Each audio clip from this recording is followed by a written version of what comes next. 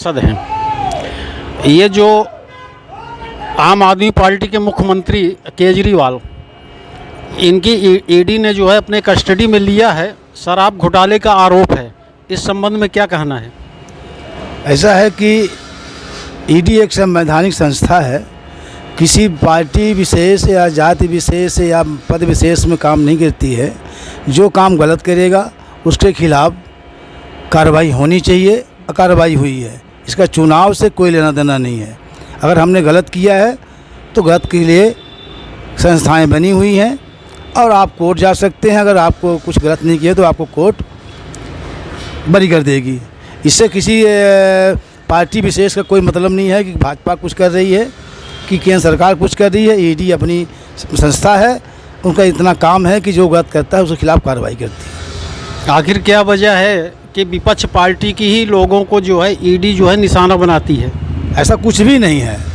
जिसने गलत किया है, चाहे वो पक्ष का हो या विपक्ष का हो, जिसके कारनामे उजागर होंगे, जिनके दस्तावेज उनके खिलाफ हैं, वो कार्रवाई उनमें होगी। कपूरे लाल जी, आप राजनीति से जुड़े हैं, भाजपा से मिलान करते हैं और सांसद सदस्य प्रतिनिधि भी हैं। आप वार्ड क्रमांक 9 इलाहाबाद मोड़ से और त्यूनी चौराहे तक आरसीसी रोड बनी है। इस आरसीसी रोड उखड़ गई है, टूट गई है, फूट गई है। इस संबंध में आप किसको दोषी मानते? अगर कहीं रोड उखड़ी हुई है, वर्तमान में ठेकेदार द्वारा कार्य किया जा रहा है, उसके खिलाफ कोई शिकायत करेगा तो जांच एजेंसी काम करेगी। अब उनको उस कार्य को सुधरवाना पड़ेगा, अन्यथा उनको पेमेंट भुगतान रुक जाएगा। ये मॉडल रोड है जो त्यूनी चौराहे से और इलाहाबाद मोड़ में जुड़ती है। उसमें बहुत सारे प्रशासनिक कार्यालय भी हैं, तहसील है, एसडीएम कोर्ट है, महाविद्यालय है, अस्पताल है। देखने से वो रोड ऐसा लगता है कि मतलब साल भर पहले बनी है, बिल्कुल गड्ढे हो गए हैं, पुलिया टूट गई है। तो इस संबंध में दोषियों के खिलाफ कार्रवाई होगी या नहीं होगी? बराबर कार्रवाई होगी, चूँकि इसमें प्रशासन का भी दोष है। वो एक सामान्य रास्ता बनी थी चलने के लिए, ऑफिस के लिए, कार्यालय के लिए। उसी रोड से भारी वाहन इसमें निकलते हैं, जिसके वजह से जो रोड बनी है वो क्षतिग्रस्त हो गई है। इसमें पुलिस प्रशासन भी दोषी है और हमारे ख्याल से जहाँ तक एसडीएम कार्यालय है, तहसील कार्यालय, उनको भी रोकना चाहिए कि इस रोड से भारी वाहन ना निकले। आपके सीएमओ दोषी नहीं है क्या? सीएमओ किसी तरह दोषी नहीं है। सीएमओ का काम रोड को देखना नहीं कि रोड में कौन वाहन चल रहे हैं, कौन वाहन नहीं चल रहे हैं। ये काम है पुलिस का। चोरी से ओवरलोड गाड़ियाँ निकलती हैं जो कहीं न कहीं पुलिस के मिली भगत रहती है।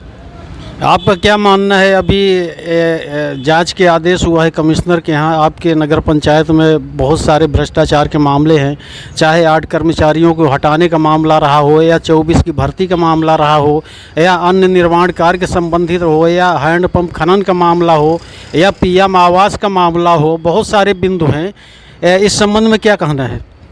नहीं, हमारे संज्ञान में किसी प्रकार कोई घोटाला नहीं हुआ है। रखना न रखना ये प्रशासन का काम है, सीएमओ का काम है। और शिकायत हुई है तो वरिष्ठ कार्यालय उसकी जांच करवा ले।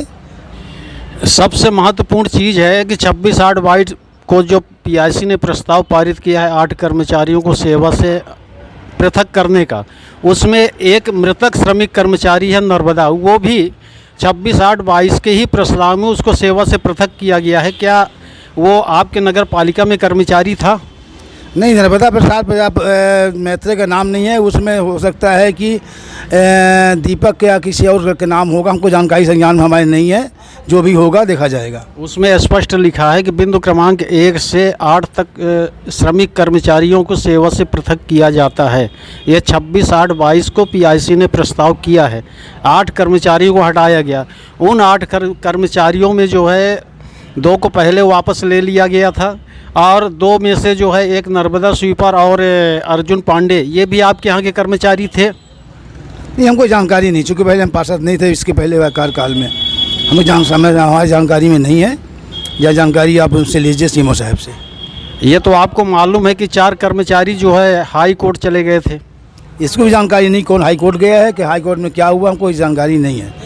जो कुछ बताएंगे ये अध्यक्ष, उपाध्यक्ष या कि सीएमओ बताएंगे इसकी जानकारी।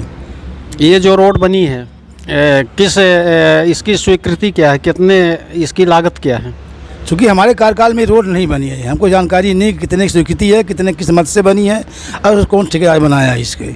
इसमें जो है तत्कालीन अध्यक्ष सीता साकेत है, 14-15 में एक बार रोड बनी, दोबारा इसी रोड का पुनः भूमि पूजन हुआ है, जिसकी लागत 1,80,00,000 रुपये बताई गई है।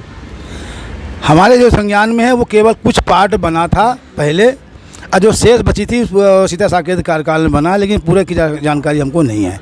ये तो अभी बनी है, 18-19 में भूमि पूजन हुआ है। नहीं तो 18-19 में सरकार ये नहीं थी, वर्तमान जो सब पैसा दे नहीं थी, ये प्रशासन जब बैठा था तब हो सकता है उसी कार्यकाल में बना होगा। तो इसमें जो रोडें उखड़ गई हैं, टूट गई हैं, फूट गई हैं, तो ये दोषी ठेकेदार के विरुद्ध और दोषी अधिकारियों के खिलाफ आप क्या कार्रवाई करवाना चाहते हैं क्या? नहीं, जिसे जो अगर गारंटी पीरियड में हो तो ठेकेदार काम करेगा उसका, अगर उसका फाइनल पैसा ना निकला होगा तो उसी पैसे से वो काम करवाएगा। एक मामला ये है कि जो 24 कर्मचारियों की नियुक्ति की गई है, इस संबंध में क्या कहना है? हमको कोई जानकारी नहीं इस संबंध में। हमको किसी का कर्मचारी कितने की नियुक्ति की गई, नियुक्ति किसी पार्षद से पूछ के नहीं किया जाता है, ये CMO और प्रशासनिक अधिकारी करते हैं इसके माध्यम से। उस नियुक्ति में पूर्व पार्षद विनोद नामदेव की साली दीपा नामदेव और पत्नी रूपा नामदेव भी कर्मचारी हैं ना आपके नगर पालिका की? हम वर्तमान में कितने कर्मचारी हैं, कौन है, हमको जानकारी नहीं, तुम क्या बताएंगे इस संबंध में? CMO साहब बता सकते हैं। तो कभी आपने अवलोकन नहीं किया कि आपके नगर पालिका में कितने कर्मचारी हैं, कितने रेगुलर हैं, कितने श्रमिक हैं, कितने दैनिक हैं?